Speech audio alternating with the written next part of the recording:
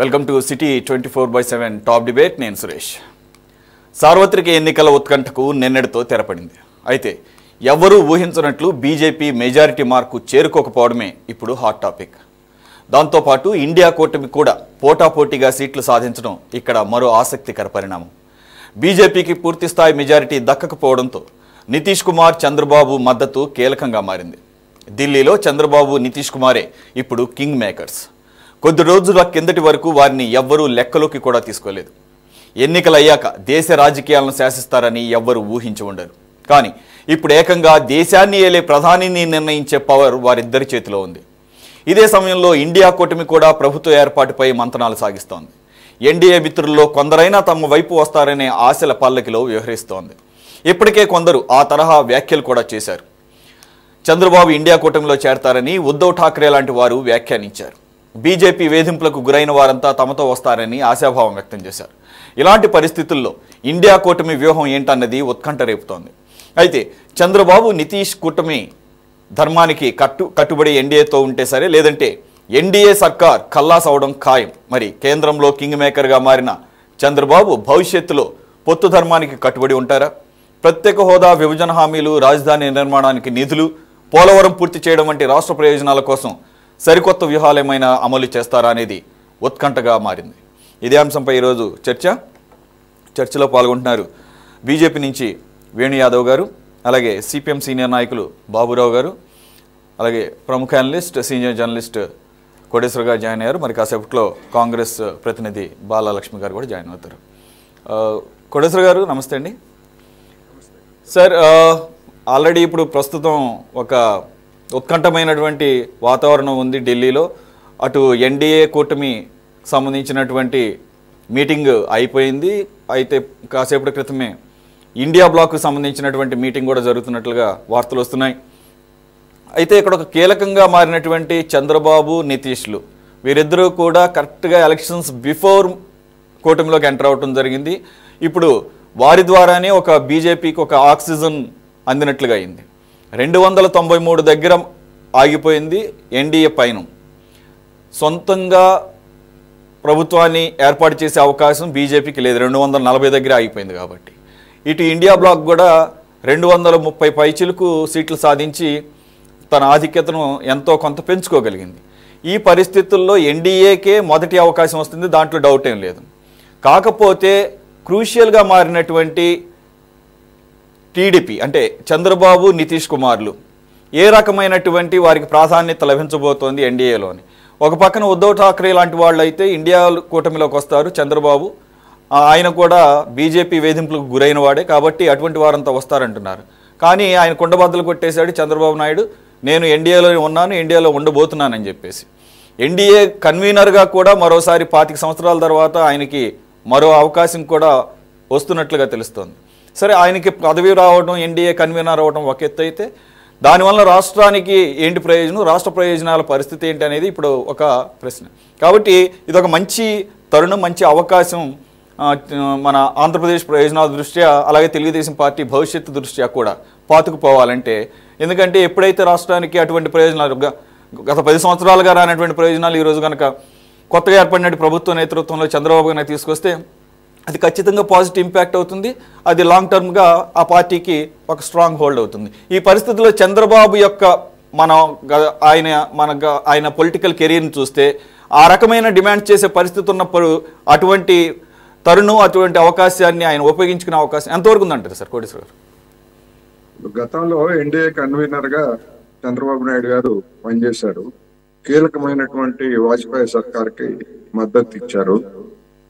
ఆ సమయంలో రాష్ట్రానికి ఒరిగిందేముందా అంటే ఏమి లేదు. చంద్రబాబు నాయుడు గారి వ్యక్తిగతమైనటువంటి ప్రతిష్ట, లేకపోతే ఆయనకు సంబంధించినటువంటి సంస్థల పైరవీలు లేదా తెలుగుదేశం పైరవీలు చేసుకోవడం, ఇటువంటిది తప్ప రాష్ట్రానికి ఎన్డీఏ సర్కార్ అంటే వాజ్పేయి సర్కార్ను బలపరిచిన కారణంగా రాష్ట్రానికి ఇదిగో పట్టుమని ఒక 10,000 కోట్లు అని చెప్పుకోవడానికి వచ్చినటువంటి పెట్టుబడి కానీ, లేదా ఒక ప్రధానమైనటువంటి పరిశ్రమ కానీ అటువంటి ఏవి మనకి ఎక్కడ లేవు.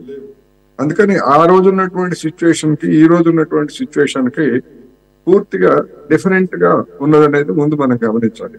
ఎందుకు అంటే ఆ రోజు ఉమ్మడి రాష్ట్రం, ఇవాటికి వచ్చేసరికి విభజితమైనటువంటి రాష్ట్రంలో రాష్ట్రానికి సంబంధించి కేంద్ర ప్రభుత్వం ఇచ్చినటువంటి విభజన హామీల గురించి చంద్రబాబు నాయుడు గారు 5 సంవత్సరాల క్రితం అంటే 2019లో పదవి నుంచి దిగిపోతూ ఆయన వెలువరించినటువంటి శ్వేతపత్రం మనకి ఇంకా అందుబాటులోనే ఉంది. దానిలో కేంద్ర ప్రభుత్వం చేయాల్సినవి ఏవి చేయలేదు అనేటువంటిది ఆయన వరుసగా ఏకరువు పెట్టినటువంటిది కూడా అందరికీ అందుబాటులో ఉంటే చూసుకోవచ్చు. ఈ 5 సంవత్సరాల్లో గడిచినటువంటి 5 సంవత్సరాల్లో ఎన్నికల ముందు వరకు బీజేపీ ప్రతినిధులు చర్చల్లో పాల్గొంటూ చేసినటువంటి వాదనలు లేదా కేంద్ర మంత్రులుగా ఉన్నటువంటి వాళ్ళు చెప్పినటువంటి అంశాలు ఏమిటంటే విభజన హామీలన్నీ మేము అమలు జరిపేసాం, ప్రత్యేక హోదా అనేటువంటిది అది ముగిసిపోయినటువంటి అధ్యాయం, దాని గురించి చర్చించేటువంటి ప్రసక్తే లేదు, ప్యాకేజ్ ఇచ్చాము, చంద్రబాబు నాయుడు గారు ప్యాకేజ్ ఒప్పుకున్నారు, ఆ ప్యాకేజీని కూడా మేము మొత్తంగా అమలు జరిపేశాము, మిగిలినటువంటి హామీలు కూడా అమలు జరిపాము, మేము ఇంకా కొత్తగా కేంద్రం చేయాల్సింది ఏమీ లేదు అనేటువంటి వాళ్ళు వాదన చేశారు. ఏది చంద్రబాబు నాయుడు గారితో తెలుగుదేశం తోటి బీజేపీ పొత్తు పెట్టుకున్న తర్వాత కూడా అనేక సందర్భాల్లో వాళ్ళు అదే విధమైనటువంటి వాదనలు చేశారు. ఇప్పటికొచ్చేసరికి అదే కీలకమైనటువంటి అంశంగా రాబోయే రోజుల్లో మారుతుందనేది మనకి స్పష్టంగా తెలుస్తూ ఉంది. జగన్మోహన్ రెడ్డి గారు గత 5 సంవత్సరాల క్రితం చేసింది ఏమిటి? కేంద్ర ప్రభుత్వానికి మా మద్దతే గనక కీలకమై మా మద్దతు మీదనే ఆధారపడేటువంటి పరిస్థితి వస్తే దాన్ని ఉపయోగించి ప్రత్యేక హోదా సాధిస్తాను, ఇతర విభజిత హామీలన్నింటినీ కూడా అమలు చేయిస్తాను అనేటువంటిది జగన్మోహన్ రెడ్డి గారు చెప్పినటువంటి వాదన. తర్వాత దాని గురించి అడిగితే ఆయన చెప్పింది ఏంటి? దాని గురించి అవన్నీ కూడా మాతో అవసరం లేకుండానే కేంద్ర ప్రభుత్వము మొత్తంగా సంపూర్ణమైనటువంటి మెజారిటీ ఆ పార్టీకి వచ్చింది కనుక మేమేమి చేయలేకపోతున్నామని చేతులు ఎత్తేసారు. ఇప్పుడు కానీ మారినటువంటి పరిస్థితుల్లో చంద్రబాబు నాయుడు గారికి అటువంటి అవకాశం వచ్చింది. అందువల్ల దాన్ని ఆయన డిమాండ్ చేస్తారా లేదా, విభజిత హామీలను ఏ మేరకు తీసుకుంటారు ఏమిటి అనేటువంటి అంశాలన్నిటి కూడా రాబోయేటువంటి రోజుల్లో ఒక ప్రధానమైనటువంటి చర్చనీయంగా మారబోతున్నాయి. ఈ మారబోయేటువంటి దానికి చంద్రబాబు నాయుడు గారు లేదా పవన్ కళ్యాణ్ గారు ఎన్నికలకు ముందు కేంద్రంతో ముడిపడినటువంటి అంశాల మీద కానీ లేదా రాష్ట్రానికి జరిగినటువంటి అన్యాయం గురించి కానీ కేంద్ర ప్రభుత్వాన్ని లేదా బీజేపీని పల్లెత్తు మాట్లాడినటువంటి చర్చ మనకి ఎక్కడ ఎన్నికల్లో లేదు. అందువల్ల ఇప్పుడు చంద్రబాబు నాయుడు గారు ఎన్డీఏ కన్వీనర్ అవుతారా? అయినా అవ్వచ్చు. ఎందుకు అంటే బీజేపీ చాలా తెలియగలది. చంద్రబాబు నాయుడు భుజం మీద పెట్టి లేదా చంద్రబాబు నాయుడు పేరుతోటి తన కార్యక్రమాలన్నీ అమలు జరుపుకోవడానికి అటువంటి వాళ్ళని ఎవరినో ఒకరిని ఎంచుకుంటుంది. దానివల్ల పోయే నష్టం లేదు. ఎందుకంటే గత 10 సంవత్సరాల్లో ఎన్డీఏ సమావేశం ఒక్కటంటే ఒక్కటి కూడా జరపలేదు. కానీ ఇవాళ మారినటువంటి పరిస్థితుల్లో ఎన్డీఏను మళ్ళా సమావేశాల పేరుతోటి ఆ పేరుతోటి చేసేటువంటి అవకాశం ఉన్నది. అందువల్ల ఏ ప్రాతిపదికన రేపు మద్దతు ఇవ్వబోతున్నారు లేదా ఏ అంశాలను ముందుకు తీసుకొస్తారనేటువంటిది చంద్రబాబు నాయుడు గారు, పవన్ కళ్యాణ్ వాళ్ళు ఓపెన్ అయిన తర్వాత, వాళ్ళు నోరు విప్పిన తర్వాత మనం చర్చిస్తే బాగుంటుంది అనేది నా అభిప్రాయం. రైట్. వేణు యాదవ్ గారు నమస్తే అండి. చెప్పండి. వేణు యాదవ్ గారు, అగ్లీ బార్ 400 పార్ అనేది సంగతి పక్కన పెడితే ఇప్పుడు 300 పార్ కూడా రానటువంటి పరిస్థితి ఎన్డీఏకి 293. బట్ మీరే ఎన్డీఏ కూటమి ఇప్పటికీ కూడా గవర్నమెంట్ ఫామ్ చేయడానికి పూర్తి అవకాశం ఉంది. ఏ రకంగా చూసినా కూడా ఎన్డీఏ కూటమిని ప్రభుత్వానికి ఏర్పాటుకి ఆహ్వానం అందుతుంది, దాంట్లో డౌట్ ఏం లేదు. ఆల్రెడీ లేటెస్ట్ రిపోర్ట్స్ ప్రకారంగా కోర్స్ చంద్రబాబు నాయుడు, నితీష్ కుమార్ గారు ఇద్దరు కూడా క్రూషియల్ రోల్ ప్లే చేయబోతున్నారు ఇప్పుడు ఉన్నటువంటి నంబర్ గేమ్లో అని వార్తలు వచ్చినా వీరంతా కూడా రాష్ట్రపతి ముర్ముకు స్వయంగా లేఖలు కూడా అందజేసినట్లుగా అర్థమవుతోంది. మేము మద్దతు తెలుపుతున్నాము ఎన్డీఏ కూటమి ప్రభుత్వ ఏర్పాటుకు ఆహ్వానించాలని చెప్పేసి. కాబట్టి అక్కడ క్లారిటీ వచ్చేసింది. ఇకపోతే ఏదైతే 293 దగ్గర ఎన్డీఏ ప్రయాణం ఆగిపోయిందో అదే సమయంలో ఇక్కడ ఆంధ్రప్రదేశ్లోకి వచ్చేసరికి కూటమి అభ్యర్థులు 21, అక్కడ నితీష్ కుమార్ నేతృత్వంలోని జేడీయూ సొంతంగా ఒక 12 స్థానాలు సంపాదించుకోవడం ద్వారా వీరిద్దరు మద్దతు లేకుండా కేంద్రంలో ఎన్డీఏ ప్రభుత్వం ఏర్పాటు చేయడం అనేది ఇంపాసిబుల్ అనే సిచ్యువేషన్ ఉన్న పరిస్థితుల్లో అఫ్కోర్స్ వాళ్ళు ఇప్పుడు క్లారిటీ ఇచ్చేశారు. కానీ వీరిద్దరికీ లభించబోయేటటువంటి ఎన్డీఏ కూటమిలో ఎన్డీఏ ప్రభుత్వంలో వీరిద్దరికి ఉండేటటువంటి పాత్ర గురించి చాలా ప్రముఖంగా జాతీయ మీడియాతో సహా చర్చలు జరుగుతున్నటువంటి సందర్భం. ఈ పరిస్థితుల్లో చంద్రబాబు నాయుడికి మరోసారి ఆయన 10 సంవత్సరాల క్రితం ఏదైతే కన్వీనర్గా చేశారో మళ్ళీ ఆయన కన్వీనర్గా చేస్తారు అని అంటున్న సందర్భంలో తెలుగు రాష్ట్రాలకు సంబంధించి అనేక విభజన అంశాలు ఇప్పటికీ కూడా 2 రాష్ట్రాలు, అటు తెలంగాణ ఇటు ఆంధ్రప్రదేశ్, ముఖ్యంగా ఆంధ్రప్రదేశ్, టీడీపీ ఆంధ్రప్రదేశ్లో ప్రముఖంగా ఉంది కాబట్టి ఇక్కడ ప్రభుత్వం స్థాపించబోతుంది కాబట్టి ఈ రకంగా ఎన్డీఏలో ఈసారి తెలుగు రాష్ట్రాలకి ఎటువంటి ప్రాధాన్యత లభిస్తుందని మీరు అనుకుంటున్నారు?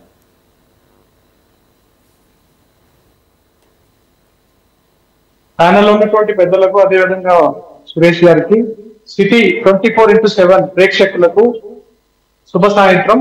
ముఖ్యంగా ఈ రోజు ఈ చర్చలో భాగంగా ఈ రోజు జరుగుతున్నటువంటి ప్రస్తుత సందర్భంలో ఒకసారి మన అటెన్షన్ ని మనం నేషనల్ వైడ్, జాతీయ కేంద్ర ప్రభుత్వం వైపు ఒకసారి మనం దృష్టి మళ్లిస్తే ఇప్పుడే అందిన లేటెస్ట్ న్యూస్ ప్రకారంగా 21 మంది సంతకాలతో ఎన్డీఏ అభ్యర్థిగా ఎన్డీఏ బలపరిచినటువంటి ప్రైమ్ మినిస్టర్, ప్రధానమంత్రిగా మోదీ గారికి పట్టం కట్టేటువంటి సందర్భం ఇప్పుడే ఒక 5-10 నిమిషాల క్రితం న్యూస్, ఇప్పుడు లేటెస్ట్ అప్డేట్ 21 మంది సంతకాలతో ఈ రోజు ఇప్పుడు రిలీజ్ చేయడం జరిగింది. ఎన్డీఏ గ్రూప్ లిస్ట్ అని చెప్పని ఒక మీటింగ్ తర్వాత జరిగినటువంటి లేటెస్ట్ న్యూస్. ఇక అదేవిధంగా ఆంధ్రప్రదేశ్ లో కూటమి వైపు నుండి గెలిచినటువంటి అందరికీ శుభాకాంక్షలు. అదేవిధంగా తెలంగాణ రాష్ట్రంలో గెలిచినటువంటి మా 8 మంది పార్లమెంట్ సభ్యులకు కూడా హృదయపూర్వక శుభాకాంక్షలు. ఇప్పుడు తెలుగు రాష్ట్రాల పరిస్థితి ఏ విధంగా ఉండబోతుంది, తెలుగు రాష్ట్రాల్లో ఏ విధంగా లాభించబోతుంది అనే విషయాలని మనం ఆలోచించడము, మనం దాని గురించి చర్చించడం కూడా మంచి పద్ధతే. కానీ వాస్తవ పరిస్థితులు చూస్తే మీరు చెప్పినట్టుగా చంద్రబాబు నాయుడు గారు అలయన్స్ లో పోటీ చేశారనేటువంటి విషయాన్ని మీరు కొంచెం దాన్ని మీరు మర్చిపోతున్నారు.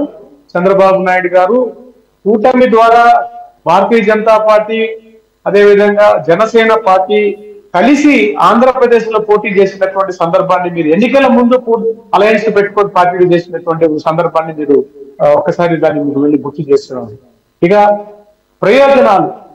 ప్రయోజనాల విషయంలో కేంద్ర ప్రభుత్వాన్ని ఒప్పించి తీసుకొని వచ్చేటువంటి అవకాశం అనేటువంటిది ఈ రోజు తెలుగు రాష్ట్రాలకు వచ్చిందనేటువంటి ఆలోచన గతంలో కూడా, ఇప్పుడే మీరు చెప్పినట్టుగా ఎన్డీఏలో చంద్రబాబు నాయుడు గారు కన్వీనర్ గా ఉన్నప్పుడు ఏ విధమైనటువంటి తీసుకురాలేదు, అంత పెద్ద ఎత్తున లబ్ధి చేరినటువంటి విషయాలు లేవు అని చెప్పని ఇప్పుడే విశ్లేషకులు చెప్పడం జరిగింది. ఎక్కువ విషయం అయితే నేను గమనిస్తానంటే, ఒక్క విషయం రాజకీయంగా అవుట్ ఆఫ్ ద బాక్స్ నేను పార్టీలో ఉన్నటువంటి ఒక క్రమశిక్షణ గారి కార్యకర్తగా నేను మాట్లాడే విధంగా పక్కన పెడితే, తెలుగు రాష్ట్రాలకు సంబంధించి ప్రయోజనాలు చేకూర్చే విధంగా రేపటి రాబోయే రోజుల్లో ఖచ్చితంగా కేంద్ర ప్రభుత్వము, ప్రధానమంత్రి గారి నరేంద్ర మోదీ గారి ఆధ్వర్యంలో దక్షిణాది రాష్ట్రాలకి పెద్దపీట వేస్తారనేటువంటి నా యొక్క ఆలోచన. అంటే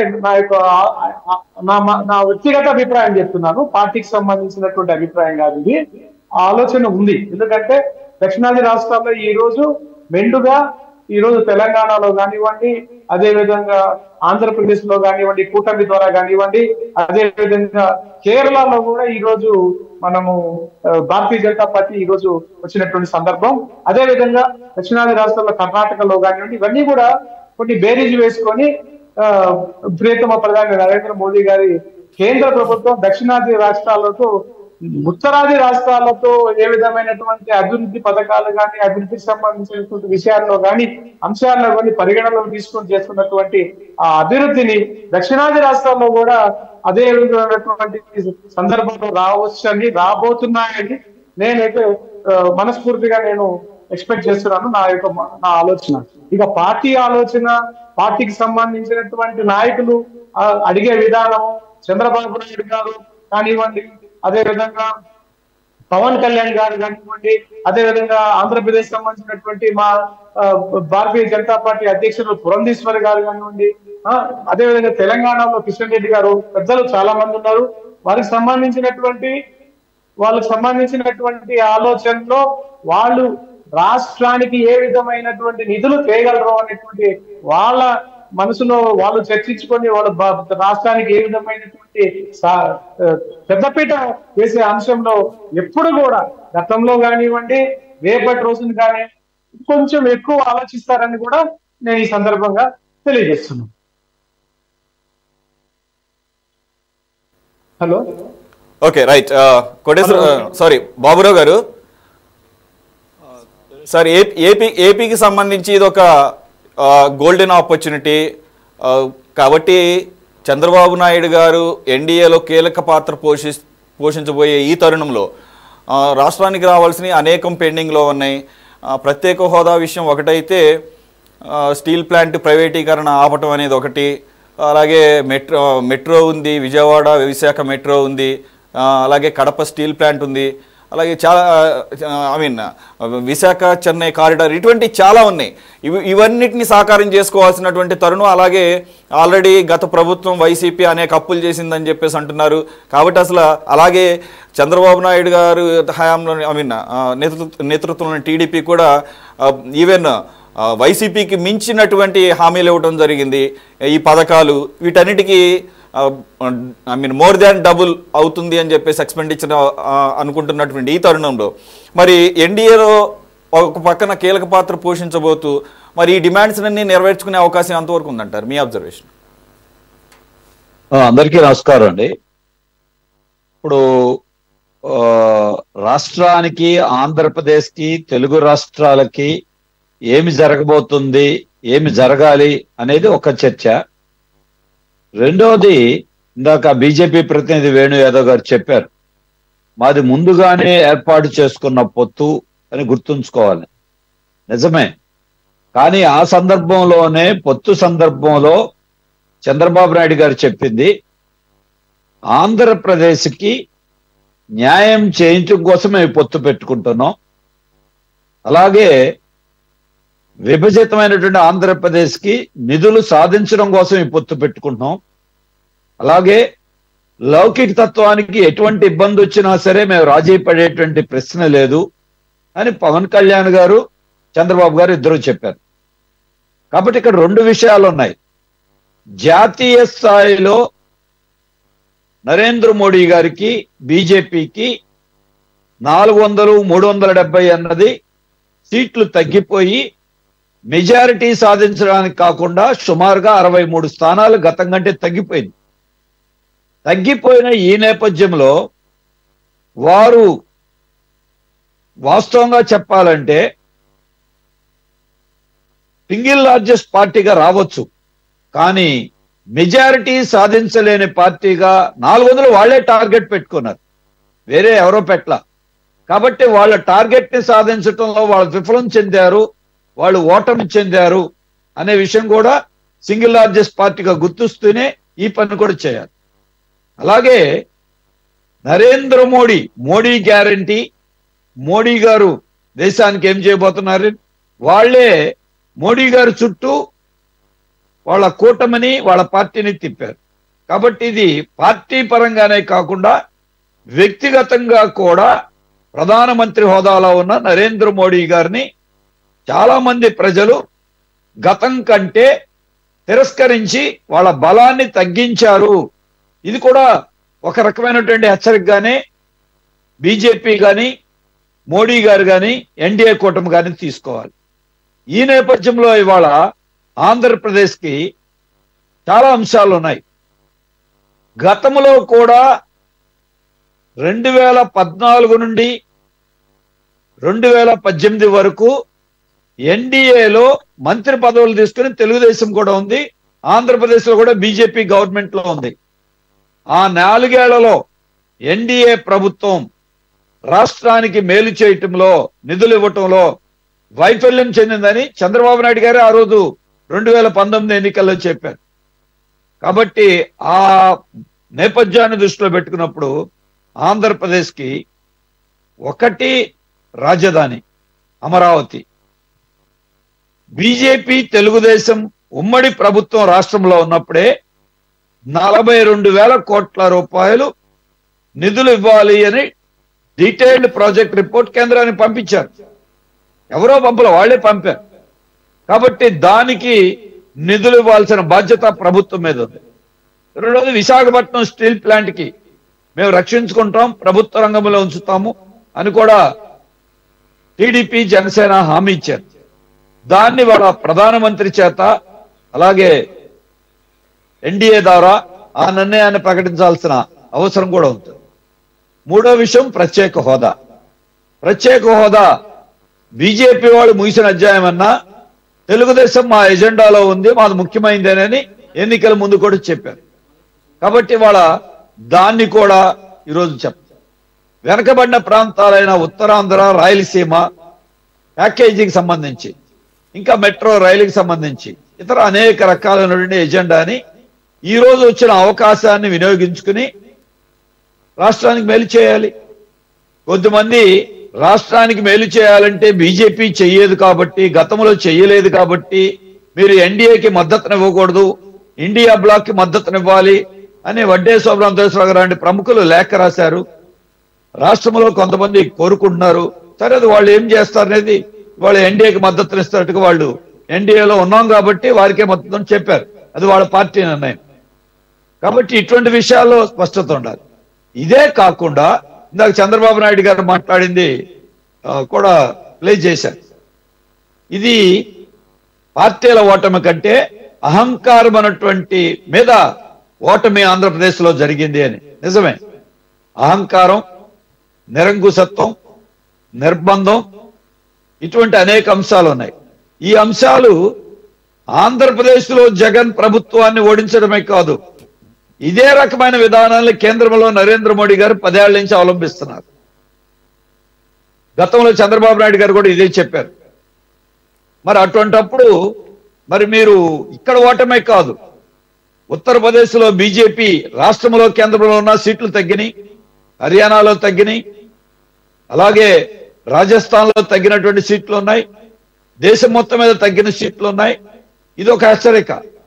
కాబట్టి ఆంధ్రప్రదేశ్ కి, తెలుగు రాష్ట్రాలకి న్యాయం చేయడంతో పాటుగా దేశంలో లౌకిక తత్వాన్ని కాపాడే పార్టీగా కాపాడాల్సిన అవసరం రీత్యా మీరు ఎన్నికల ముందు చెప్పినట్టే ప్రధానమంత్రి గారు ఎన్నికల్లో చేసిన ప్రసంగాల తీరును చూసినప్పుడు విద్వేష ఎజెండాని, విభజిత ఎజెండాని, ప్రజల మధ్య చీలికలు తెచ్చే ఎజెండాని, ఆర్ఎస్ఎస్ ఎజెండాని, ఎన్ఆర్సీ అవ్వచ్చు, సిఏఏ కావచ్చు, లేదు మైనారిటీలకు వ్యతిరేక ప్రచారం కావచ్చు, రాజ్యాంగాన్ని మార్చేస్తాం అనే అంశాలు కావచ్చు, వీటన్నిటినీ కూడా లౌకిక పార్టీగా మరి తెలుగుదేశం, జనసేన పార్టీలు కేంద్రం మీద ఒత్తిడి తీసుకొచ్చి చేసే పని వాళ్ళు చేయాలని సహజంగానే కోరుకుంటారు.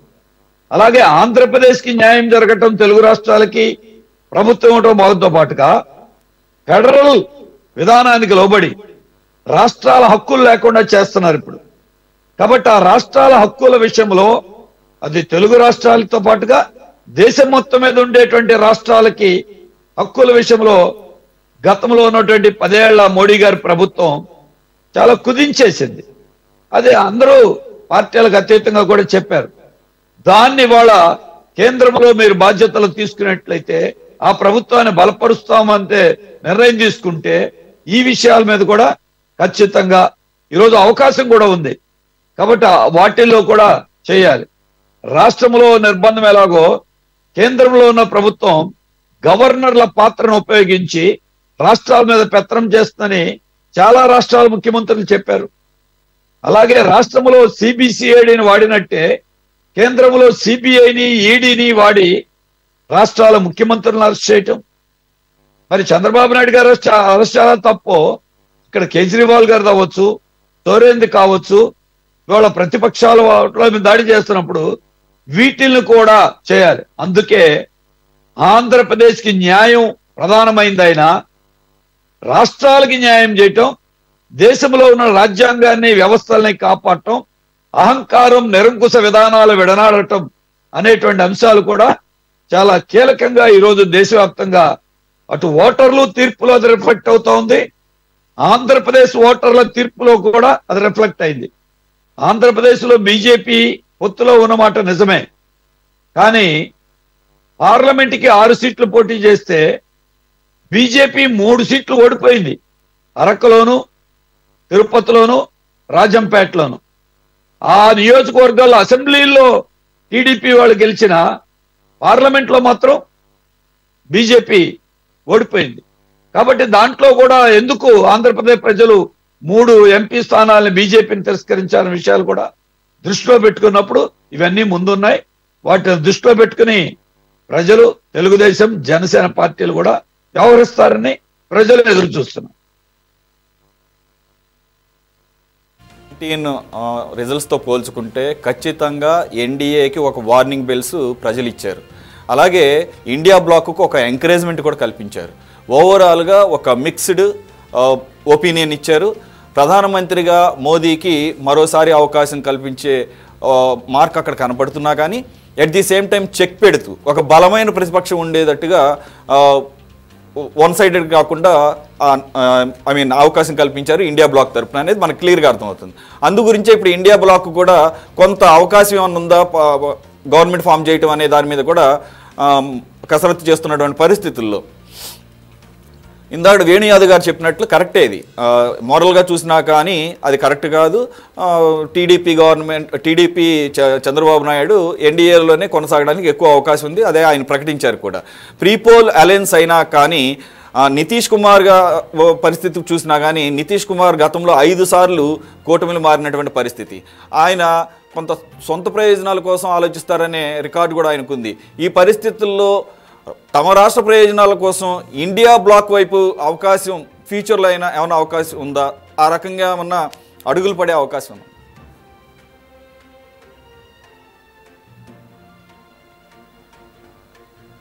సార్ మీ ఆడియో మ్యూట్లో ఉంది సార్. ఇప్పుడు దేశంలో ఉన్నటువంటి ఇండియా బ్లాక్, అదేవిధంగా ఎన్డీఏ బ్లాక్, దీని కాంపోజిషన్ చూసినప్పుడు ఇక్కడ సమస్య ఏంటంటే, గతంలో బీహార్లో నితీష్ కుమార్ తోటి బీజేపీ సర్దుబాటు చేసుకున్నప్పుడు బీహార్ కూడా ప్యాకేజీలు ప్రకటించారు నరేంద్ర మోడీ గారు అసెంబ్లీ ఎన్నికల సందర్భంగా. ఆ ప్యాకేజీలను కూడా అమలు జరపలేదనేటువంటిది ఆ తర్వాత అదే నితీష్ కుమార్ గారు చెప్పారు. బీజేపీ తోటి తెగతెంపులు చేసుకున్నారు. అందుకని వాగ్దానాలు చేయటం, విస్మరించడం అనేటువంటిది కేంద్ర బీజేపీ నాయకత్వం కానివ్వండి, లేదా కేంద్ర ప్రభుత్వం యొక్క వైఖరిగా మనకి కనిపిస్తూ ఉంది. ఇక ఆంధ్రప్రదేశ్ విషయానికి వస్తే 3 పార్టీలు కూటమిగా ఉన్నప్పటికీ 2 పార్టీలు మాత్రమే ఉమ్మడి మేనిఫెస్టోని విడుదల చేశాయి. ఆ మేనిఫెస్టో కాపీని పట్టుకొని ప్రదర్శించడానికి కూడా బీజేపీ ప్రతినిధి తిరస్కరించి పక్కన పెట్టేసినటువంటి మనం చూసాం. అందువలన అది రెండోది. ప్రధానమైనటువంటి పార్టీ తెలుగుదేశం. తెలుగుదేశంతో బీజేపీ జతకట్టింది తప్ప బీజేపీతో తెలుగుదేశం జతకట్టలేదు. అందుకని ఆ తేడాన్ని కూడా మనం గమనించాల్సినటువంటి అవసరం ఉన్నది. ఎందుకంటే మహారాష్ట్రలో శివసేన తోటి చేసినటువంటి వాదనల పూర్వరంగంలో ఇటువంటిది ఏదో పొత్తు ధర్మం అనేటువంటిది తీసుకొస్తున్నారు. రెండోది, రాష్ట్ర ప్రయోజనాల కోసం ఇప్పుడు బీజేపీ వాళ్ళు చెప్పేది ఏమిటి? బీజేపీలో చేరేటువంటి వాళ్ళు కానీ దేశం కోసం, ధర్మం కోసం మేము పార్టీ మారుతున్నాము, లేకపోతే లాయల్టీలు మార్చుకుంటున్నాము అని చెప్పారు. ఇక్కడ చంద్రబాబు నాయుడు గారు, పవన్ కళ్యాణ్ గారు చెప్పింది ఏంటి? జగన్మోహన్ రెడ్డి గారి రాక్షస పాలన ఓడించడానికి, అదేవిధంగా రాష్ట్ర ప్రయోజనాల కోసం అనేటువంటిది పదే పదే వాళ్ళు తీసుకొచ్చినటువంటి ఆర్గ్యుమెంట్. అందుకోసమే మేము బీజేపీ తోటి కలుస్తున్నాము. ఎన్నికల కమిషన్ అక్రమాలకు పాల్పడకుండా ఉండటానికి చూస్తుంది కనుక కేంద్ర బీజేపీ తోటి మేము చేస్తున్నాం అని చెప్పి అదన్నీ అయిపోయింది. అందుకని ఇప్పటికి వచ్చేసరికి రాబోయేటువంటి రోజుల్లో బీహార్లో తర్వాత అసెంబ్లీ ఎన్నికలు జరగబోతున్నాయి. అందుకని ప్రత్యేకమైనటువంటి ప్యాకేజీ కానీ, లేకపోతే ప్రత్యేకమైనటువంటి నిధులు ఇవ్వడానికి కానీ రాజ్యాంగబద్ధంగా ఉన్నటువంటి అవకాశాలు ఏమిటి అనేటువంటిదే ఇవాళ ప్రధానమైనటువంటి సమస్య. ఉదాహరణకు తెలుగుదేశం జనసేన కూటమి తీవ్రంగా విమర్శించినటువంటి చెత్త పన్ను ఉంది. ఆ చెత్త పన్ను విధించడానికి కూడా ఫైనాన్స్ కమిషన్ చేసినటువంటి లేదా ఫైనాన్స్ కమిషన్ ఇచ్చినటువంటి ఆదేశంలో భాగంగానే స్థానిక సంస్థల్లో పన్నులు పెంచడంతో పాటు చెత్త పన్ను కూడా విధించడం అనేటువంటిది స్పెసిఫిక్ గా అందులో పేర్కొన్నారు. అందువలన ఇట్లాంటి అనేకమైనటువంటి అంశాలు రాష్ట్రానికి అంటే కేంద్ర ప్రభుత్వానికి లేదా రాష్ట్రాలకు హక్కులకు సంబంధించినటువంటి అంశాలు, స్థానిక సంస్థల మీద కూడా కేంద్రం రుద్దేటువంటి విధానాలు, ఇవన్నీ కూడా అనేకమైనటువంటి అంశాలు ఉన్నటువంటి నేపథ్యంలో ప్రత్యేకంగా వీళ్ళు నిధులు తీసుకురావడానికి లేదా ఏ పేరుతో అడుగుతారు, కేంద్ర ప్రభుత్వం ఏ పేరుతోటి రాష్ట్రానికి ఇచ్చేటువంటి అవకాశం ఉంది. ఎందుకంటే నేను ముందే చెప్పాను, విభజిత హామీలన్నింటినీ కూడా మేము అమలు జరిపామని చెప్పేసి బీజేపీ పెద్దలు గతంలో ప్రకటించేశారు.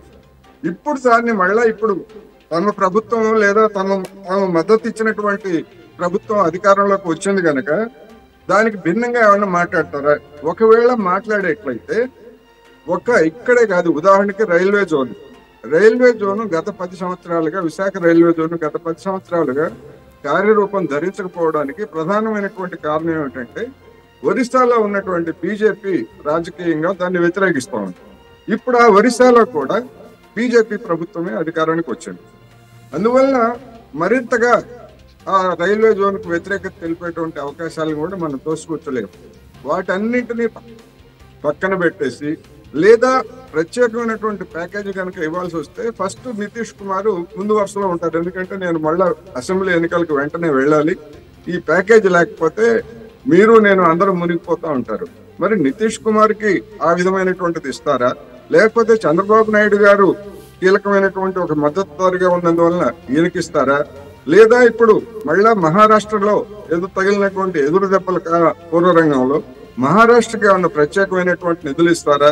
ఇటువంటివన్నీ కూడా చర్చలోకి వచ్చున్నాయి కనుక రాజ్యాంగబద్ధంగా ఫైనాన్స్ కమిషన్ ఇచ్చినటువంటి మార్గదర్శక సూత్రాలకు భిన్నంగా నిధులు ఎక్కడి నుంచి తెస్తారు?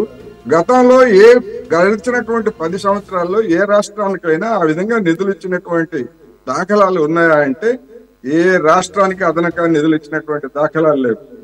ఎక్కడున్నాయి అంటే ప్రొడక్టివ్ లింక్డ్ బోనస్ పేరుతోటి, పిఎల్ఐ స్కీమ్ పేరుతోటి 2 లక్షల కోట్ల రూపాయలని సబ్సిడీలకు కేటాయించారు. ఆ కేటగిరీలోకి వచ్చేటువంటి పరిశ్రమలు, ప్రైవేట్ పరిశ్రమలు కానీ విదేశీ పరిశ్రమలు కానీ సంస్థలు కానీ వచ్చేట్లయితే అవి ఎక్కడ పెడితే అక్కడ వాటికి సబ్సిడీ ఇవ్వడానికి ఆ అమౌంట్ ను వినియోగిస్తున్నారు తప్ప రాష్ట్రాలకి ప్రత్యేకంగా ప్యాకేజీలు ఇచ్చినటువంటి ఉదాహరణ ఎక్కడా లేదు. అందువలన ఇవాళ తెలుగుదేశం, జనసేన ఈ 2 పార్టీల ముందు ఇదొక ప్రధానమైనటువంటి అంశం ఉన్నది. రెండో, పోలవరానికి సంబంధించినటువంటి ముఖ్యమైనటువంటి సమస్య రీహాబిలిటేషన్, పునరావాసానికి అవసరమైన 35లో లేదా ఇంకా ఎక్కువ అన్ని వేల కోట్లని ఇవ్వడానికి కేంద్ర ప్రభుత్వం గత 10 సంవత్సరాలుగా తిరస్కరించింది. చంద్రబాబు నాయుడు గారు అధికారంలో ఉండా అదే చేసింది, జగన్మోహన్ రెడ్డి గారు అధికారంలో ఉండగా కూడా అదే చేసింది. అందువలన ఇప్పుడు ఆ విధానాన్ని మార్చి ఆ 30,000 కోట్లు 35,000 కోట్లు బాధితులకి, ముంపు బాధితులకి తీసుకొచ్చేటువంటి బాధ్యత కూడా వీళ్ళ మీదనే ఉంది. ఈ విధానాలన్నీ కూడా పరిష్కరించడానికి అవసరమైనటువంటి ఒత్తిడి కానీ అది ఏమి చేస్తారు ఏమిటనేటువంటిది ఇవాళ రాష్ట్ర ప్రజలందరూ కూడా ఆసక్తిగా ఎదురు చూస్తున్నారనేది నా అభిప్రాయం. Okay, right. మనతో జాయిన్ అయ్యారు కాంగ్రెస్ నుంచి నగేష్ గారు. నగేష్ గారు నమస్తే అండి. నమస్తే అండి. రైట్, 2019 ఎలక్షన్ రిజల్ట్స్తో పోల్చుకుంటే నిన్ననే కౌంటింగ్ అయింది. India bloc had performed well, I mean compared to 2019 election results. Even Congress ఇండివిజువల్గా చూసుకున్నా కానీ 40 odd నుంచి 99 వరకు తన పార్టీ పరంగా సంపాదించినటువంటి స్థానాలు చూస్తున్నాం. అలాగే ఓవరాల్గా 230 పైచీలకు దగ్గర ఇండియా బ్లాక్ స్థానాలు సంపాదించింది. షార్టేజ్ వచ్చేసి ఒక అరౌండ్ 30-35 కనపడుతున్నాయి 272కి. ఇండియా బ్లాక్ మీటింగ్ ప్రస్తుతం జరుగుతున్నట్లుగా అర్థమవుతోంది. ఈ పరిస్థితుల్లో ఇండియా బ్లాక్కు సంబంధించినటువంటి కీలక నాయకులు కొన్ని ప్రకటనలు చేశారు. ఎన్డీఏ నుంచి ఎవరన్నా గనక ఇండియా బ్లాక్కు వచ్చే అవకాశం ఉంటేనే మేము గవర్నమెంట్ ఫామ్ చేసే పరిస్థితి గురించి ఆలోచిస్తామని చెప్పేసి. ఈ పరిస్థితుల్లో ఆంధ్రప్రదేశ్కి అత్యవసరమైనటువంటి ప్రత్యేక హోదా మీదే నా మొదటి సంతకం ఉంటుంది అని చెప్పేసి రాహుల్ గాంధీ గారు ప్రచారం సందర్భంగా అనేక సందర్భాల్లో ప్రకటించారు. అలాగే ఆంధ్రప్రదేశ్కి సంబంధించి కాంగ్రెస్ పార్టీ పగ్గాలు పుచ్చుకున్నటువంటి షర్మిల గారు కూడా అదే చెప్పారు. రాహుల్ ఈ రాష్ట్రానికి అవసరమైనటువంటి ప్రత్యేక హోదా ఏదైతే గత 10 సంవత్సరాలుగా అందని ద్రాక్షగా ఉందో అది కాంగ్రెస్ ప్రభుత్వం కనుక సెంటర్లో వస్తే ఖచ్చితంగా మొదటి సంతకం దాని వైపు పెడతామని చెప్పేసి. సో ఇదొక గోల్డెన్ ఆపర్చునిటీ చంద్రబాబు నాయుడు నేతృత్వంలోని ఎన్డీఏ ఇక్కడ ఏపీకి వచ్చేసరికి. అలాగే బీహార్ ఎలక్షన్స్ కూడా త్వరలో రాబోతున్నాయి. అటు నితీష్ కుమార్ ఈ 2 పార్టీల యొక్క స్థానాలే కీలకంగా మారినటువంటి ప్రస్తుత పరిస్థితుల్లో 21 స్థానాలు ఆంధ్రప్రదేశ్లో వచ్చినటువంటి ఎన్డీఏ కూటమికి వచ్చినటువంటి 21 స్థానాలు, అలాగే జేడీయూకి పర్సనల్గా ఒకే పార్టీగా 12 స్థానాలు ఉన్నాయి. సో ఈ 2 కలిపితేనే అక్కడ 272 మార్క్ దాటే పరిస్థితి ఎన్డీఏకి. వారిద్దరు గనక స్కిప్ అయితే ఇండియా బ్లాక్ వైపు వస్తే గనక ఇండియా బ్లాక్ గవర్నమెంట్ ఫామ్ చేసే అవకాశం కూడా కనపడుతుంది. ఇప్పుడున్న పరిస్థితుల్లో అయితే వీరు లేటెస్ట్ రిపోర్ట్స్ ప్రకారం చంద్రబాబు నాయుడు అలాగే నితీష్ కుమార్ ఎన్డీఏకే మద్దతు కంటిన్యూ చేస్తామని చెప్పేసి ఎన్డీఏలోనే ఉన్నాయని చెప్పేసి అంటున్నారు. ఈ పరిస్థితుల్లో రాష్ట్ర ప్రయోజనాల దృష్ట్యా ఇండియా బ్లాక్ ఏ విధంగా కన్విన్స్ చేసే అవకాశం ఉందో ఆ రకంగా ఏమైనా ప్రయత్నాలు జరుగుతున్నాయి అంటారా ఇండియా బ్లాక్ నుంచి? ఇండియా బ్లాక్ నుంచి అధికారం అంటే firstly good evening to city news viewers కి, మీకు కూడా గుడ్ ఈవినింగ్ సురేష్ గారు, ప్యానలిస్ట్ అందరికి good evening. Before starting to answer the question, first మనం కంగ్రాచులేషన్ చెప్పాలి. ఎందుకంటే ఈ రోజు నిన్న జూన్ 4th వచ్చిన వర్డిక్ట్ ఎలా ఉందంటే ప్రజాస్వామ్యాన్ని కాపాడుతున్నాం, డెమోక్రసీని చాలా చాలా అనలైజ్ చేశారు లాస్ట్ 10 years లో. ఆర్మ్ ఆఫ్ ది డెమోక్రసీ అంటే ఆర్మ్ ట్విస్టింగ్ చేయడం, డెమోక్రసీని తుంగలో తొక్కడం, భాజపా చేసిన విధానానికి అగేనెస్ట్ గా దేశ ప్రజలు ఇచ్చిన స్ట్రాంగెస్ట్ అపోజిషన్ ఈ రోజు India bloc. We must appreciate, congratulations to BJP, at the same time appreciative performance by the India bloc, not only Congress, along with everybody. We fought hard as a responsible opposition ga. We fought hard, we gained the confidence. ఆ సంవిధాన్ని కాపాడుకోవాల్సిన అవసరం ఉందని, లోక్తంత్రాన్ని కాపాడుకోవాలన్న అవసరం urgency ఉంది అని నేను ప్రజలకు చెప్పిన తర్వాత ప్రజలు ఈ రోజు మెయిన్ అపోజిషన్ ఉంది. ఇక్కడ మీరు ఒకటి ఇంకోటి సైమల్టేనియస్ గా మనం ఏపీలో ఎన్డీఏ అలయన్స్ టీడీపీకి కంగ్రాచులేషన్. కానీ ఈ సిచ్యువేషన్ జనసేన కానివ్వండి, టీడీపీ కానివ్వండి, they unknowingly became a kingmaker central లో. Now they have a extraordinary advantage. Special status ఏ కాకుండా ఇంకా లాస్ట్ 10 year హామీలు ఏవైతే ఉన్నాయో ఏపీ రీఆర్గనైజేషన్ యాక్ట్ లో ఒక రకంగా ఏపీకి prosperous opportunities are hanging now. ఇప్పుడు అందే ద్రాక్షాలే ఉన్నాయి వాళ్ళ దగ్గర అన్ని. అంటే ఈ సెంట్రల్ లో they are the king makers now. వాళ్ళ డిసిషన్ మేకింగ్ కే వైటల్ ఇంపార్టెన్స్ దొరుకుతుంది. అలాంటి సిచ్యువేషన్ లో ఏపీకి ఎంత అడ్వాంటేజ్ గా మారబోతుందో ఈ రాబోయే 5 years, ఈ టీడీపీ జనసేన రూలింగ్ ఎలా, ఎన్డీఏ రూలింగ్ ఎలా ప్రాస్పరస్ గా రాబోతుందో వెయిట్ అండ్ సీ అవ్వాలని నేను కోరుకుంటున్నాను.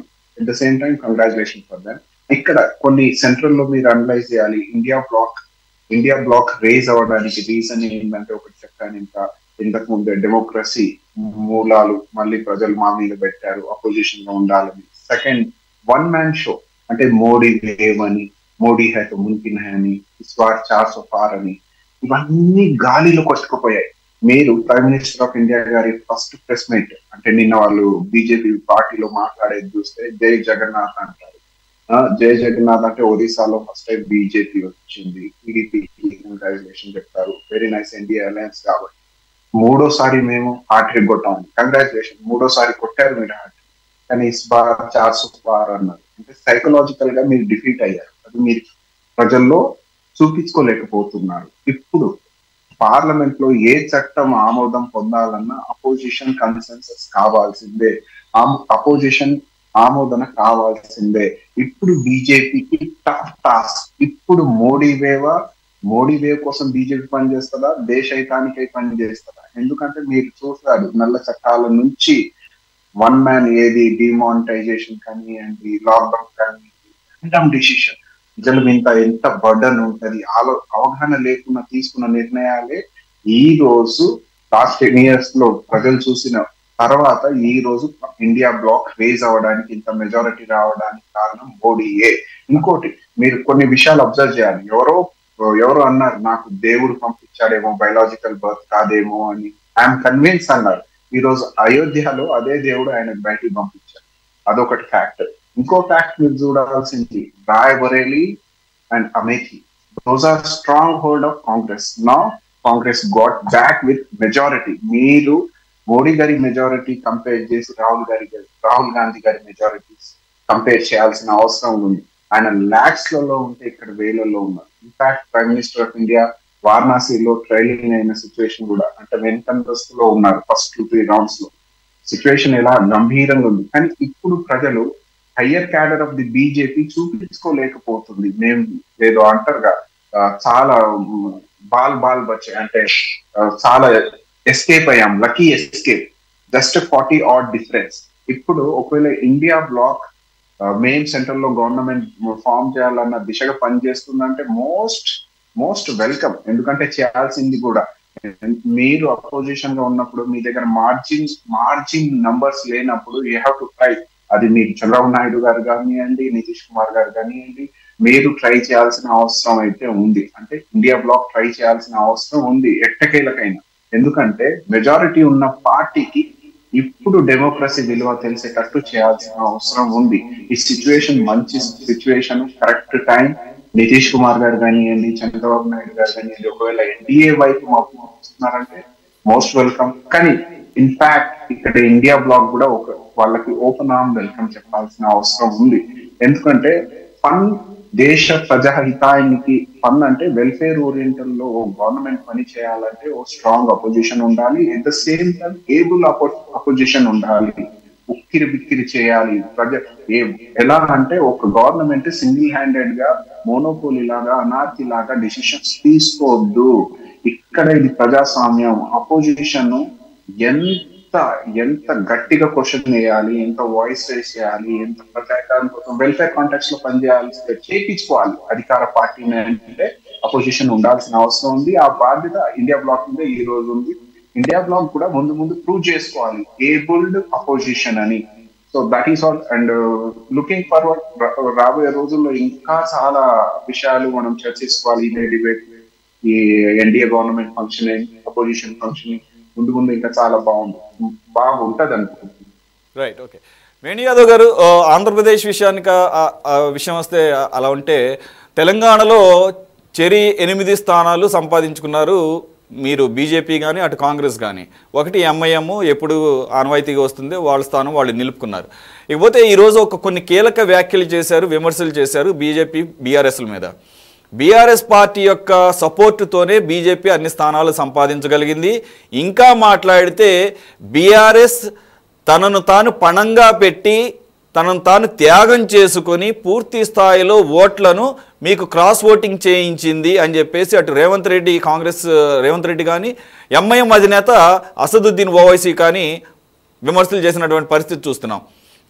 అందుగురించే బీఆర్ఎస్కి కనీసంగా 1 సీటు కూడా దక్కలేదు. బీజేపీకి 8 సీట్లు దక్కడానికి గల పూర్తి కారణం బీఆర్ఎస్ యొక్క సంపూర్ణ సపోర్టు అని చెప్పేసి అంటున్నారు. ఏమంటారు సార్? సార్, ఇప్పుడు ప్రజా తీర్పిచ్చినటువంటి సందర్భంలో ఇప్పుడు బీఆర్ఎస్ పార్టీ ఆత్మ బలిదానం చేసుకుంది.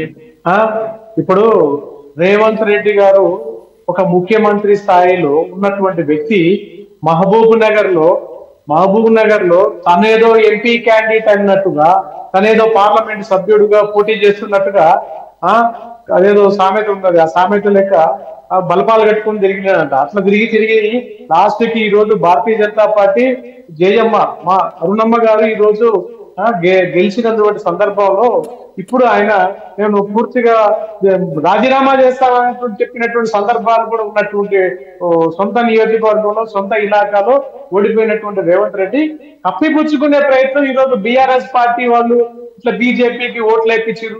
ప్రజలు అమాయకులా అండి? మీ దృష్టిలో ఇప్పుడు ప్రజలు అమాయకులా? ఓట్లు వేసి గెలిపించిన ప్రజలు ప్రజాస్వామ్యంలో ఇప్పుడే మన కాంగ్రెస్ పార్టీ మిత్రుడు నగేష్ గారు చెప్తూ ప్రజాస్వామ్యంలో అపోజిషన్ ఇచ్చినటువంటి కాంగ్రెస్ పార్టీ బలమైనటువంటి అపోజిషన్ ఇచ్చింది. ప్రజలు చాలా బాగా ఎలక్షన్ జరిగిందన్నటువంటి చెప్పినటువంటి నగేష్ గారు చెప్పిన మాటలకి రేవంత్ రెడ్డి గారు చెప్పినటువంటి మాటలకి ఏమన్నా పొంతనుందా? ప్రజాస్వామ్యంలో ప్రజలు ఓటు వేసి గెలిపించారు. భారతీయ జనతా పార్టీ తెలంగాణలో కేంద్ర ప్రభుత్వం నుంచి తీసుకొచ్చినటువంటి నిధులు కానివ్వండి, కేంద్ర ప్రభుత్వం నుంచి తీసుకొచ్చినటువంటి పథకాలకు సంబంధించిన విషయంలో కానివ్వండి, అదే విధంగా ప్రభుత్వంలో ఉన్నటువంటి అన్ని సందర్భాలు కానివ్వండి, మేము చెప్పుకున్నటువంటి విషయాలు కానివ్వండి, ఏదైనా కానివ్వండి, రామ మందిరం కానివ్వండి, ఇంకా కేంద్ర ప్రభుత్వ పథకానికి సంబంధించిన రాష్ట్రానికి చెందినటువంటి లబ్ధి చెందినటువంటి విషయాలు కానివ్వండి, ఎన్నో రకాలుగా ఈ రోజు తెలంగాణ ప్రజలు విశ్వసించారు. విశ్వసించిన దానికి ఈ రోజు అత్యధిక మెజారిటీ ఇచ్చినటువంటి సందర్భాలు కూడా 8 స్థానాల్లో ఇచ్చినటువంటి సందర్భాలు ఉన్నాయి. అది కప్పిపుచ్చుకోవడానికి ఇప్పుడు ఖమ్మంలో పొంగులేటి శ్రీనివాసరెడ్డి గారు ఆధ్వర్యంలో గెలిచినారు. నల్గొండలో కోమటిరెడ్డి బ్రదర్స్ ఆధ్వర్యంలో అక్కడ గెలిచినారు. అత్యధిక మెజార్టీలో కాంగ్రెస్ పార్టీకి సంబంధించినటువంటి కొన్ని సీట్లు అవి ఎక్కడ బయటకు వస్తాయని చెప్పండి. ఇక్కడ బీఆర్ఎస్ పార్టీ మీద నిందేసి బీఆర్ఎస్ పార్టీ బీజేపీతో ఆత్మ బలిదానం చేస్తుంది అన్నటువంటి మాట ఎంతవరకు సభపడి ప్రజలు కూడా ఆలోచిస్తున్నారు. డైవర్ట్ చేసిన విషయాల్లో ఆయన రేవంత్ రెడ్డి దిట్ట. ఆయనకి దేవుడు ఇచ్చినటువంటి వరం ఏంటంటే కేసీఆర్ తర్వాత ఇటువంటి డైవర్షన్ చేసేటువంటి మాటలు, డైవర్ట్ చేసేటువంటి విధానాల్లో పోతున్నాడు. ఇది కరెక్ట్ కాదు. ప్రజాస్వామ్యంలో ప్రజలు ఇచ్చిన తీర్పుని శిరసాయిస్తున్నాను అని చెప్పేటప్పుడు డైరెక్ట్ గా ఇది ఉగాది పచ్చడి లాంటిది, నాకు ఇది ఉగాది పచ్చడి లాంటిది అంటే కవరింగ్ చేసుకుంటూ ఉండదు. రేపేడ ముఖ్యమంత్రి పీఠానికి ఇబ్బంది వస్తుంది అన్నటువంటి విషయాలు వాళ్ళ ఇంటర్నల్ థింగ్స్ కుటుంబంలో జరుగుతున్నటువంటి పత్తి వ్యాపారం ఎక్కడ బయటపడుతుందని బీఆర్ఎస్ మీద వేస్తుంది. ఇంకా బీఆర్ఎస్ పార్టీ వాళ్ళు ఏ విధంగా స్పందిస్తారనేది ఇక్కడ బీఆర్ఎస్ పార్టీ వాళ్ళని మీరు పిలిచారో లేదో నాకు తెలియదు, కానీ వాళ్ళు చెప్పాలి. బీజేపీ బీఆర్ఎస్ ఒకటి అని చెప్పి అసెంబ్లీ ఎన్నికల్లో లబ్ధి పొంది ఈ రోజు కాంగ్రెస్ పార్టీ అధికారంలోకి వచ్చింది. ఎంజాయ్ చేయండి. ప్రభుత్వం చెప్పినటువంటి 6 గ్యారెంటీలు, ఇవ్వాల్సినటువంటి రుణమాఫీ, వాటి మీద ప్రయత్నం చేయండి. ఇంకా బురద జల్లే ప్రయత్నాలు మానుకొని భవిష్యత్తులో ప్రజలకు పక్షాన నిలబడాలని అని చెప్పి ఈ సందర్భంగా తెలియజేస్తుంది.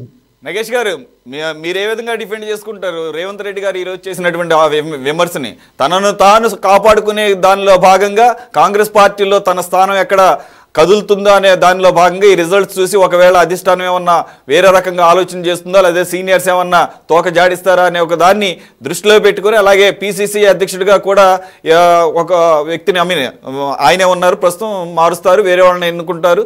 మరి తనకు సంబంధించినటువంటి వ్యక్తిని తీసుకొని ఆ పిసిసి అధ్యక్ష పదవి కుర్చీలో కూర్చోబెట్టాలని అనుకుంటున్న తరుణంలో ఈ విధమైనటువంటి వ్యాఖ్యలు చేస్తున్నారు అంటున్నారు. ఏమంటారు? అబ్సల్యూట్లీ కాదండి. మీరు లాస్ట్ 10 years లో కానివ్వండి, రీసెంట్ ఇప్పుడు ఆయన ప్రెస్ మీట్ లో ఆయన ఏమన్నాడు, self sacrifice of the BRS party led to the victory of BJP one side గా. అది రాంగ్ కాదా అండి? Absolute right. మీకు intelligence, he's being a CM, ఆయన దగ్గర ఇంటెలిజెన్స్ రిపోర్ట్ ఉంటది, రైట్? మేము గెలిచే స్థానాల్లో బీఆర్ఎస్ కి అఫీషియల్ గా బీఆర్ఎస్ క్యాడర్ కి చెప్పారు బీజేపీకి వన్ సైడ్ గా చేయండి అని. ఎందుకంటే మేము ఎలక్షన్ లో పని చేసాం కాబట్టి ఆ బూత్ లెవెల్ ఏజెన్సీలో బూత్లలో ప్రతి ఒక్క బూత్లలో మేము మా ఐడియాలజీని, కాంగ్రెస్ అనే ఐడియాలజీని బేస్ చేసుకుని పనిచేసాం కాబట్టి, మా రేవంత్ అన్న సీఎం గారి ఓరియంటేషన్ లో పనిచేసాం కాబట్టి 100% యాజ్ ఏ కాంగ్రెస్ కార్యకర్తగా అది ground reality. BRS self sacrifice వల్లనే ఈ రోజు బీజేపీ 8 సీట్లు చేపట్టింది తెలంగాణ రాష్ట్రంలో. లేకపోతే అన్న బేనా నాకు చెప్పండి, వాళ్ళు చేసిన వెల్ఫేర్ ఏందో తెలంగాణకి, దాన్ని ఉద్దేశించి వాళ్ళకు ఓట్లు వచ్చాయా? లేక లెట్స్ సే ఇప్పుడు వాళ్ళు గెలిచారుగా 8 సీట్లు, 8 సీట్లలో సెంట్రల్ లో లాస్ట్ 10 years నుంచి ఇప్పుడు ఇంకో 5 years బీజేపీ గవర్నమెంట్ ఉంటుంది అనుకుందాం, రైట్? ఉంటున్నప్పుడు తెలంగాణ హితానికై ఆ లాస్ట్ 10 years లో ఏపీటీ ఆర్గనైజేషన్ యాక్ట్ లో రావాల్సిన బకాయిలు, backward development area region fund కానివ్వండి, డిఫరెంట్ రివర్ వాటర్ డిస్ప్యూట్ నుంచి మినరల్ రిసోర్స్ వరకు, సింగరేణి ప్రైవేటీకరణ, ఆఫే అంత వరకు ఈ 8 మంది పోరాటం చేస్తారా? లేక బీజేపీని తెలంగాణ రాష్ట్రానికి కొంచెం విస్తరించే కోణంలో పనిచేస్తారా? అది వెయిట్ అండ్ సీ. ఇప్పుడు వేణన్న అంటున్నాడు, మేము 8 మంది, మాకు ప్రజలు వర్డిక్ట్ ఇచ్చారు, వెరీ గుడ్. ఇప్పుడు ఫేట్ గాట్ కంప్లీట్, గేమ్ అయిపోయింది. మేము 8 గెలిచాం, మీరు 8 గెలిచాం, మీరు సుప్రీం కాదు, మేము సుప్రీం కాదు, బ్రేక్ ఈవెన్ లో ఉన్నారు. ఇప్పుడు మా రాష్ట్ర సీఎం గారు ఏమన్నారు, మీకు 8 ఎందుకు వచ్చాయి అంటే బీఆర్ఎస్ మీతో చేతులు కలిపింది కాబట్టి మీకు 8 వచ్చాయి. దానికి రీజన్ లిక్కర్ స్కామ్ లో కవిత గారు ఉండొచ్చు అన్న కోణం కూడా ఉండొచ్చు, మనకు తెలియదు. It's observation at the ground level of the people. అయితే ఇక్కడ 8 మంది గెలిచిన 8 మంది ఎవరైతే బీజేపీ సోదరులు ఉన్నారో, లీడర్స్ ఉన్నారో, ఎంతవరకు తెలంగాణ వెల్ఫేర్ కోసం పోరాడతారు, సెంట్రల్ లో ఎంత మాట్లాడతారు, పార్లమెంట్ లో మీరే చూడండి. మీరు రిపోర్ట్ కానీ ఈ డిబేట్ లో వేణనా ఇక్కడే కాదు, టైం ఇంకా ముందు ఉందనా, మీరు అంత చిత్తశుద్ధిగా తెలంగాణ ప్రజానికంకై పోరాడి ఉంటే లాస్ట్ 10 years లో మీరు ఇచ్చింది ఏందో చేసింది ఏందో చెప్పి ఉంటే ప్రజలు మీకు 8 కాదు 17 ఇచ్చేటోళ్ళు. ఓవైసీ కాదు, ఓవైసీయే కాదు అన్నగారు, రేవంత్ అన్న కూడా కాదు, ప్రతి ఒక్కరికి తెలుసు బీఆర్ఎస్ పార్టీ సింగిల్ సైడెడ్ గా మీ పక్షాన్ని ఓటేయమని వోకల్ గా చెప్పారు, బూత్ లెవెల్ ఏజెన్సీలో చెప్పారు, ఓటర్స్ కి చెప్పారు. బీజేపీకే వేయాలి ఓటు అని బీఆర్ఎస్ సోదరులు. ఎందుకంటే గ్రౌండ్ లెవెల్లో మేము పనిచేసాం కాబట్టి చెప్తున్నాం. వేణనా ఇది ఫ్యాక్ట్, మీకు తెలుసు. అందుకే మా సీఎం గారు అంటున్నారు అది క్రెడిబుల్ లీడర్షిప్, క్రెడిబుల్ ఇన్ఫర్మేషన్ ఆయన దగ్గర ఉండేది. ఆయన జై జగన్నాథ్, జై బజరంగ బలి అని ఓట్లు దండుకోవడానికి రాలేదు. ఆయన శవాలు వెళ్తే మీరు తీసుకోండి, శివలింగాలు మాకియండి అలా మాట్లాడదు రేవంత్ అన్న. ఎంతసేపు ప్రజాహితం కోసమై యాక్చువల్ బేసిస్ పెట్టుకునే మాట్లాడతారు. మీరు ఏ ప్రెస్ మీట్ అయినా చూడండి, ఈ రోజు జరిగిన ప్రెస్ మీట్ కూడా అదే ఆయన చెప్పింది. 1 sided గా బీఆర్ఎస్ బలిదానం చేసుకుంటే ఈ రోజు బీజేపీ 8 మంది వచ్చారు. కోటేశ్వర గారు మీరేమంటారంటే ఇక్కడ ఒక్క రేవంత్ రెడ్డి గారే కాదు, మొన్నటి వరకు చట్టపట్టాలేసుకు తిరిగినటువంటి ఎంఐఎం అధినేత అసదుద్దీన్ ఓవైసీ కూడా అదే మాట.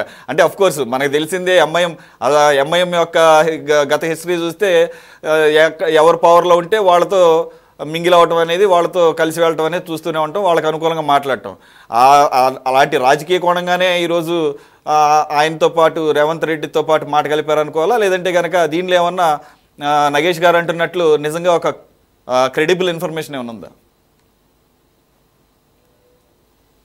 సార్ మీ ఆడియో మ్యూట్లో ఉంది సార్, ప్లీజ్.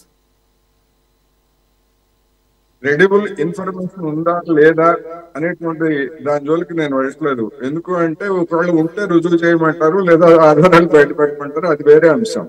ఇక్కడ హుజూరాబాద్ ఎన్నికల్లో బీఆర్ఎస్ కి బుద్ధి చెప్పడానికి, చంద్రశేఖరరావు గారికి ఒక ఝలక్ ఇవ్వడానికి ఈటెల రాజేందర్ గారిని అక్కడ కాంగ్రెస్ బాహాటంగా బలపరిచి కాంగ్రెస్ ఓటు అంతా కూడా ఈటెల రాజేందర్కి వేయించినటువంటిది బహిరంగ రహస్యం అది. ఎందుకంటే అంతకు ముందు వచ్చినటువంటి ఓటింగ్, ఆ తర్వాత కాంగ్రెస్ క్యాండిడేట్ కి ఆ ఉప ఎన్నికలో ఎంత వచ్చిందో మనకి తెలిసిందే. అందువలన అదే గేమ్ ని ఇప్పుడు బీఆర్ఎస్ ఈ ఎన్నికల సందర్భంగా రేవంత్ రెడ్డి గారికి లేదా కాంగ్రెస్ కి ఒక గుణపాఠం చెప్పడానికి, నాది పోయినా సరే ముందు రేవంత్ రెడ్డి సంగతి తేల్చాలి, లేదా కాంగ్రెస్ సంగతి చేయించింది అనేటువంటిది చెప్తున్నాయి. గణాంకాలు చెప్తున్నాయి, మనం చెప్పటం కాదు, లేదా ఇంటెలిజెన్స్ సమాచారం కాదు. 6 నెలల క్రితం జరిగినటువంటి ఎన్నికల్లో ఆయా కాన్స్టిట్యున్సీస్ లో బీజేపీకి వచ్చినటువంటి ఓట్లన్నీ, బీఆర్ఎస్ కి వచ్చినటువంటి ఓట్లన్నీ, ఇప్పుడు బీజేపీకి వచ్చినటువంటి ఓట్లన్నీ, బీఆర్ఎస్ కి వచ్చినటువంటి ఓట్లన్నీ బహిరంగ రహస్యం. రెండోది మన వేణుగోపాల్ గారు చెప్తున్నారు, కేంద్ర ప్రభుత్వం చేసినటువంటి వాటిని చూసి జనం మెచ్చి ఓటు వేశారు, అందుకని ప్రజాభిప్రాయాన్ని గౌరవించాలి కదా అని. సమస్య 6 నెలల క్రితం కూడా ఇదే బీజేపీ నాయకులు రాష్ట్రానికి, తెలంగాణ రాష్ట్రానికి 9 లక్షల కోట్లు ఇచ్చాము, 10 లక్షల కోట్లు ఇచ్చామని అప్పుడు కూడా చెప్పారు, పుస్తకాలు పంచారు, ప్రచారం పెద్ద ఎత్తున చేశారు. కానీ ఆనాడు ఓటర్లు, తెలంగాణ ఓటర్లు తిరస్కరించారు. మరి ఆ తర్వాత ఈ 6 నెలల్లో అప్పటి నుంచి జరిగినటువంటిదంతా కూడా తాత్కాలిక ప్రభుత్వం, అంటే ఓటాన్ అకౌంట్ తప్ప బడ్జెట్ లేదు, లేకపోతే ఇంకోటి లేదు. అదనంగా రాష్ట్రానికి కేటాయించినటువంటి స్కీమ్స్ కానీ లేదా కేటాయించిన నిధులు కానీ 1 పైసా కూడా లేదు. అందుకని 6 నెలల్లో ఏమీ లేకుండానే ఒక్కసారిగా 14%, 15% ఓట్లు ఉన్నటువంటిది బీజేపీకి 35% మంది జనం ఓట్లు వేయడానికి అంత అమాయకంగా జనం ఉన్నారా? 6 నెలలకే, 6 నెలల తర్వాత ఏమి చూసి వేశారు? ఇది కదా సమస్య. నరేంద్ర మోడీ గారు ఆయన ప్రాతినిధ్యం వహిస్తున్నటువంటి రాష్ట్రాల్లోనే అక్కడ జనం ఆయన్నే దాదాపు నీళ్లు తాగించారు మొదటి 2-3 రౌండ్స్ లో. అటువంటిది రెండోది మేము బరాబర్గా హిందువుల కోసం హిందుత్వ కోసం పోరాటలేస్తామని చెప్పినటువంటి పెద్దలు మరి ఆ అయోధ్యలోనే మట్టి గరిచింది. రేవంత్ రెడ్డి గారు మహబూబ్ నగర్ లో కాంగ్రెస్ క్యాండిడేట్ ఓడిపోతే మరి రాజీనామా అంటున్నారు. మరి వాట్ అబౌట్ నరేంద్ర మోడీ గారు? ఆయనకు గతంలో వచ్చిన మెజారిటీ ఎంత, ఇప్పుడు వచ్చిన మెజారిటీ ఎంత? అదే ఉత్తరప్రదేశ్ కార్యరంగంలో తగ్గినటువంటి సీట్లన్నీ అయోధ్యలో ఓడిపోయిందని చెప్పాడు ఆయన. అది గుర్తు చేస్తున్నాం. అంటే మా అరుణమ్మ గారి గురించి ఏమన్నారంటే రాజీనామా విషయాన్ని కేవలం గుర్తు చేశారు అంతే తప్ప రాజీనామా చేయాలని డిమాండ్ చేయలేదు. నేను కూడా అదే చెప్తున్నా. మీరు డిమాండ్ చేసినా చేయకపోయినా దాని అర్థం అదే. ఓకే, నేను కాదంటలేదు. ఇక్కడ రేవంత్ రెడ్డి గారు అంత ఓటమి చెందిన తర్వాత మొత్తం పెద్ద ఎత్తున ప్రెస్ కాన్ఫరెన్స్ పెట్టి విలేకరులు అడిగినటువంటి ప్రశ్నలన్నింటికి సమాధానం చెప్పారు. నరేంద్ర మోడీ గారిని చెప్పమనండి. జరిగినటువంటి పరిణామాలకి జరిగినటువంటి ఓటమికి దారి తీసినటువంటి నరేంద్ర మోడీ గారిని విలేకరుల సమావేశం పెట్టి ప్రశ్నలు ఆయన చెప్పమనండి, విలేకరులు అడిగేదానికి సమాధానాలు చెప్పమనండి. అప్పుడు ప్రధానమంత్రికి తేడా లేదా?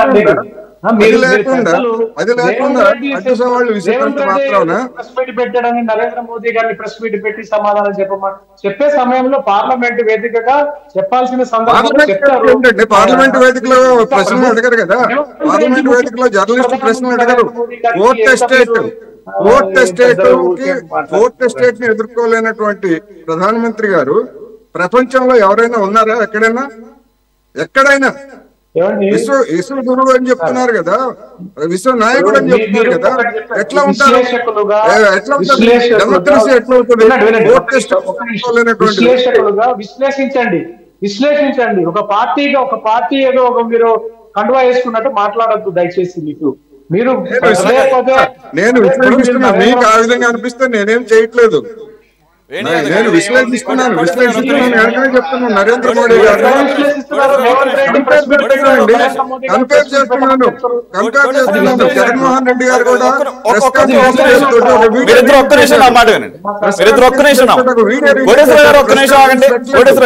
వేణు యాదవ్ గారు వేణు యాదవ్ గారు ఆ కాంటెక్స్ట్ చెప్తాను. కాంటెక్స్ట్ మీకు గుర్తు చేస్తాను. ఇక్కడ సీఎం అయినా పిఎం అయినా ప్రెస్ మీట్లు పెట్టడం అనేది ఆనవాయితీనే గతంలో పెట్టారు. అలాగే ప్రపంచవ్యాప్తంగా అన్ని దేశాధినేతలు పెడుతూనే ఉంటారు. మీరు ఇక్కడ ఒక రికార్డు మీరు మర్చిపోవద్దు. మోదీ గారు లాస్ట్ 10 yearsలో press meet open press meet పెట్టినటువంటి దాఖలాలు లేవు. ఆ కోణంలో కోటేశ్వర్ గారు మాట్లాడుతున్నారు. అలాగని సీఎం పిఎం ఒకటే అవుతారంటే ఎందుకు కారు? అంటే డిజిగ్నేషన్ కాకపోవచ్చు, కానీ ఇక్కడ రాష్ట్రానికి హెడ్ అయితే ఆయన దేశానికి హెడ్.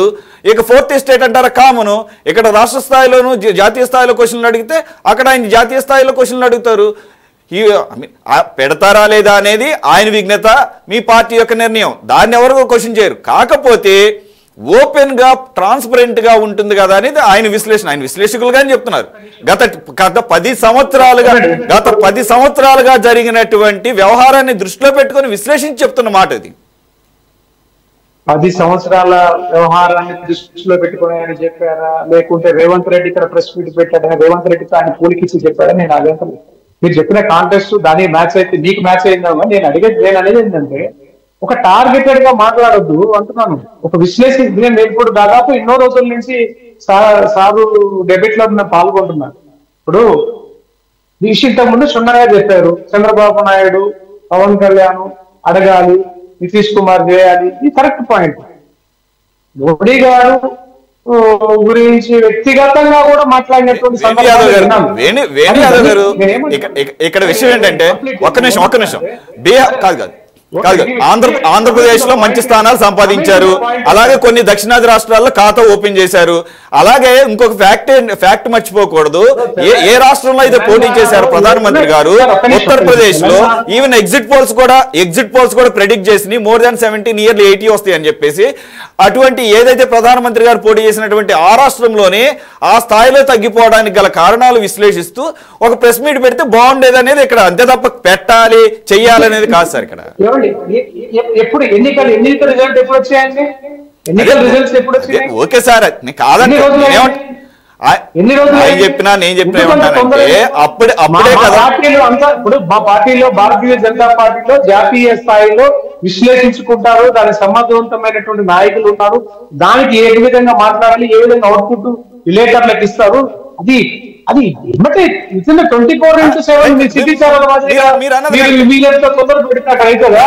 లేదు, మీరు అన్నది కరెక్టే, నేను కాదంట్లా. అయితే ఇక్కడ ఎందుకు వచ్చిందంటే కాదు, ఇక్కడ ఆ సందర్భం ఎందుకు వచ్చిందంటే ఎప్పుడైతే మహబూబ్ నగర్ లో కాంగ్రెస్ ఓడిపోయిందన్న దానికి మీ పార్టీ తరఫున ఒక డిమాండ్, అంటే అది కూడా రాజకీయపరమైనటువంటిది ఏంటి, రేవంత్ రెడ్డిని క్వశ్చన్ చేశారు కాబట్టి మరి ప్రధానమంత్రి గారు పోటీ చేసినటువంటి రాష్ట్రంలో కూడా ఆ స్థాయిలో తగ్గినప్పుడు ఆయన కూడా ప్రెస్ మీట్ పెడితే ఇవన్నీ కూడా బయటకు వస్తాయి. అంతే తప్ప నిజంగానే 24 hours లోనే ఆయన పెట్టే అవకాశం ఉండదు, అంత టైం కూడా ఉండదు, ఆ అవకాశం లేదు. కాబట్టి సరే నేను చెప్పేది సరే, తెలంగాణలో మీరు ఏం చెప్పారు? ఇప్పుడు తెలంగాణ ప్రజలు అసెంబ్లీ స్థాయిలో ఎన్నికలు, మండల స్థాయి ఎన్నికలు, జిల్లా పరిషత్ ఎన్నికలు, గ్రామ స్థాయి ఎన్నికలు, దేశ స్థాయిలో ఎన్నికల గురించి అవగాహన లేకుండా ఓటేస్తారా అండి? వాళ్ళకి అవగాహన లేదా? తెలంగాణ ప్రజలు ఈ రోజు 8 స్థానాలు బీజేపీకి ఇస్తే మీరు ఏం పీకారు, మీరు ఏం పెట్టారని మాట్లాడతారు ఏంటంటే అంటే ప్రజా తీర్పును మీరు అవమానించడమా? 8 స్థానాలు ఈరోజు 4 స్థానాల నుంచి 8 స్థానాలు పెరిగిందంటే ప్రజా తీర్పును అవమానించడమా? ఇప్పుడు కాంగ్రెస్ వేణు యాదవ్ గారు, నేను మీతో సగం అగ్రీ అవుతున్నా. ఎందుకంటే ఒక నిమిషం 2019 అప్పుడు కూడా వేణు యాదవ్ గారు I do agree with you up to some extent. ఎలా అంటే 6 నెలలు ముందు అసెంబ్లీ ఎన్నికల కోసం వెళ్ళినప్పుడు కేసీఆర్ గారు 2018లో ఏ రకంగా అయితే 6 నెలల తర్వాత 2019 జనరల్ ఎలక్షన్స్ లో బీజేపీ బెటర్ పర్ఫార్మెన్స్ చూపించిందో అదే విధంగా ఈసారి కూడా చూపించే అవకాశం ఉంది. ఎందుకంటే అసెంబ్లీ ఎన్నికలు, పార్లమెంట్ ఎన్నికలు తెలంగాణలో విడివిడిగా జరుగుతున్న క్రమంలో కొన్ని నెరేటివ్స్, నేషనల్ నెరేటివ్స్, అలాగే పిఎం క్యాండిడేట్గా ఎవరున్నారు ఇవన్నీ దృష్టిలో పెట్టుకుని వేస్తారు, కాదంట్లా. అయితే ఇక్కడ మన చర్చ ఎక్కడ స్టార్ట్ అయిందంటే, ఒక్క నిమిషం మీరు ఇది కూడా మర్చిపోకూడదు, బీఆర్ఎస్ సంపూర్ణంగా బీజేపీకి తనను తాను సాక్రిఫైస్ చేసుకుని మద్దతు ఇచ్చింది కాబట్టి ఆ మాత్రం అంతేగాని అసలు మీకు స్థానాలు పెరగవని కాదు, రావని కాదు, ఆ స్థాయిలో రావడానికి కారణం అనే దాని దగ్గర మన చర్చ ఈ కోణంలో జరుగుతుంది. కాబట్టి కాంటెక్స్ట్ అలాగే తీసుకోండి. అది కూడా తప్పు అంటున్నాను. బీఆర్ఎస్ పార్టీ ఖండించండి, మెదక్ పార్లమెంట్ లో గట్టి పోటీ ఇవ్వలేదా? మెదక్ పార్లమెంట్ లో కానివ్వండి, తర్వాత కొన్ని ప్రాంతాల్లో పోటీ ఇవ్వలేదా?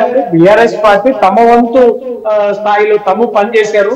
బీజేపీ పార్టీ కష్టపడాల్సినటువంటి తమ వంతు స్థాయి ఏ పార్టీని ఏ విధంగా పనిచేసేది చివరాఖరికి ఆ పార్టీ ఈ పార్టీ లోపాయకార ఒప్పందాలు గ్రౌండ్లలో చూసాము, మేము వాడు ఓటు వేయమన్నారు. ఎట్లా చెప్తారండి వాళ్ళు? బీఆర్ఎస్ పార్టీలో నాయకులు కాదా? ప్రజలు చెప్తారా? ఓకే, ఏం మాట్లాడతారండి? మనం మాట్లాడుకోవడం తప్పు అంటున్నా నేను. సార్ ఇప్పుడు ఎవరు కూడా వ్యక్తిగతంగా వేణు యాదవ్ గారు మీరు రీజనబుల్ గా చెప్పారు, ఓకేనా? Okay, will take those points. Nagesh గారు, వేణన్న కొంచెం సీరియస్ అవ్వకుండా కొంచెం ఆలోచించే. ఇప్పుడు నాకు వచ్చిన అబ్జర్వేషన్, నా డౌట్ మీ ముందే పెట్టినా చూడన్నా.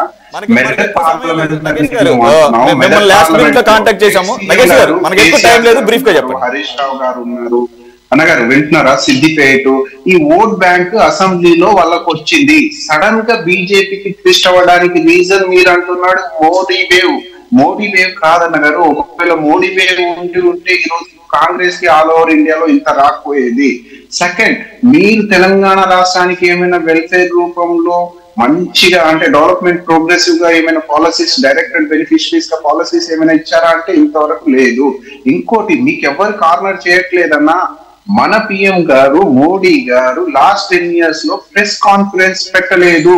ప్రెస్ కాన్ఫరెన్స్ ఎందుకు పెట్టలేదు? ఏమైనా సరే ప్రజల ముందు బహిరంగంగా చెప్పాలిగా, మేము లాస్ట్ 10 years లో ఇది చేసాం, చేయబోయేది ఇది అని ప్రజల ముందు పెట్టాలిగా. ఇది మ్యాండేటరీ కాదు, ఇది ట్రెడిషనల్ గా లాస్ట్ లాస్ట్ 75-9 years లో మన దేశంలో ప్రతి ఒక్క ప్రైమ్ మినిస్టర్ గారు చేశారు. ఇప్పుడు reserve bank of India every 3 months ఒకసారి రిపోర్ట్ ఇస్తుంది అన్నగారు ఇన్ఫ్లేషన్ ఎంత అని. అలానే ఆ monetary L1 L2 liquidity rates అంతా చెక్ చేస్తూ ఉంటారు. 4 months ఒకసారి రిపోర్ట్ ఇస్తుంది. అది లీగల్టీ కాదన్నా, అది ట్రెడిషనల్ గా ఇస్తూ వస్తూ ఉంటారు. అలా ప్రెస్ మీట్లు పెడితే ఇంకా బాగుండేమో అన్న అనాలిస్ట్ గారు లాస్ట్ 10 years నుంచి ఒకవేళ మా సీఎం గారు ఈ స్టేట్మెంట్ అంటే ఇప్పుడు సేమ్ స్టేట్మెంట్ మోడీ గారికి కూడా కంపారిటివ్ గా చెప్తున్నారు. అది మీరు పర్సనల్ గా తీసుకుంటున్నారు. ఒకటి మీరు చెప్పండి డిబేట్ లో కానివ్వండి, మోడీ గారికి క్వశ్చన్లు వేయొద్దా, మేము క్వశ్చన్లు వేయొద్దా, ఎవరు క్వశ్చన్లు వేయొద్దా, మీరు ఏమైనా అంటే ఆ పార్లమెంట్ లో ఆన్సర్ ఇస్తాము అని. ఏ అన్న గారు 4th pillar ఆఫ్ ఇది మన జర్నలిజం, మీడియాని, ఫ్రీ మీడియాని బయటకు వచ్చి ఎవ్రీ 4 months ఒకసారి, ఎవ్రీ 3 months ఒకసారి ప్రెస్ మీట్ ఇవ్వాల్సిన ఆనవాయితీ ఉంది. ఆనవాయితీ లీగల్ గా ఖచ్చితంగా చేయాలని అన్నట్లా. కానీ అది లాస్ట్ 10 years లో జరగలేదు. ఎందుకు జరగలేదు? దానికి ఆన్సర్ చెప్పండి మీరు. Okay, right. అది అదే ఆయన చాయిస్. అది let us leave it there. Koteswara గారు, same I mean Venu Yadav గారు అన్నట్లే నాకు కూడా ఇందాక మీరు మాట్లాడుతున్న డౌట్ వచ్చింది. ఇప్పుడు సైమల్టేనియస్గా ఏపీ లాంటి రాష్ట్రాల్లో ఒకేసారి జరిగితే same sort of result reflect అయ్యే అవకాశం ఉంది. మనం లాస్ట్ టైం కూడా చూసాం 2018-19 అప్పుడు 6 నెలల గ్యాప్లో కొంత పార్లమెంటు స్థానాలు ఇంప్రూవ్ చేసుకుంది. ఓటింగ్ పర్సంటేజ్ కూడా గణనీయంగా బీజేపీకి ఉంది. కాబట్టి నేషనల్ పాయింట్స్, నేషనల్ ఎజెండాగా నెరేటివ్స్ను బిల్డ్ చేసుకొని ప్రజలు కొంత భిన్నమైనటువంటి అప్రోచ్తో వెళ్ళే అవకాశం ఉంది. అదే ఎలక్షన్ రిజల్ట్స్ లో కనపడింది కూడా. ఈసారి కూడా అలాగే కనపడిందేమో అని చెప్పేసి నేను కూడా అనుకున్నాను పర్సనల్ గా. కంక్లూడ్ చేసేయండి సార్. ఐ మీన్ మనకి టైం అయిపోయింది. 2019లో పుల్వామా, బాలాకోట్ ఈ ఉద్దంతాన్ని కుదిపేశాయి. దాని ప్రభావం అనేటువంటిది కొంత డెఫినెట్ గా ఫేవర్ గా బీజేపీకి, నరేంద్ర మోడీ గారికి పనిచేసింది. కానీ ఈ ఎన్నికలకు వచ్చేసరికి నేను ఈ రోజు పత్రికల్లో చదివినటువంటి విశ్లేషణ లేదా వివరాల ప్రకారం చూస్తే 2019లో వచ్చినటువంటి ఓట్ల కంటే కూడా జాతీయంగా నరేంద్ర మోడీ గారికి బీజేపీకి ఓట్ల శాతం తగ్గింది. ఏది నితీష్ కుమార్ మద్దతు, లేదా విధంగా చంద్రబాబు నాయుడు గారి మద్దతు, ఇటువంటివన్నీ కూడినప్పటికీ, ఇటువంటివన్నీ ఇచ్చినప్పటికీ గతం కంటే ఓట్ల శాతం తగ్గింది, సీట్లు కూడా తగ్గాయి. అందువల్ల దానికి సంబంధించినటువంటిది నరేంద్ర మోడీ గారికి టైం లేదు, అంతా చేసుకోవాలి. ఓకే, టైం లేదంటే ఇప్పుడు మనసుంటే టైం ఉంటది. నేను ఇప్పుడు కూడా చెప్తున్నాను, ఇప్పుడే కాదు ఇంకొక 10 సంవత్సరాల తర్వాత కూడా నరేంద్ర మోడీ గారు ప్రెస్ ని అడ్రస్ చెయ్యలేరు. ఎందుకు అంటే ఆయన డిఎన్ఏలోనే అది లేదు. అందుకని సమయం లేక చేయలేదు అని అంటే దానికి అది కుదరదు. 10 ఏళ్ల నుంచి సమయం లేకుండా ఉందండి.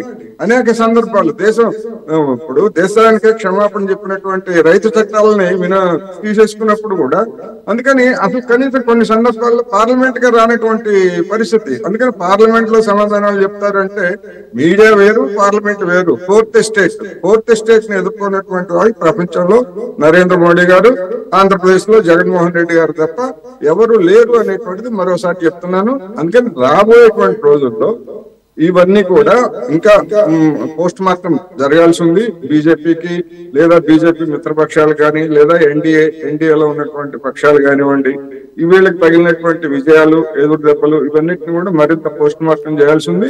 ఏమైనప్పటికీ చివరిగా నేను చెప్పదలుచుకుంది ఏంటంటే, నరేంద్ర మోడీ గారి హామీలని జనం విశ్వసించలేదు.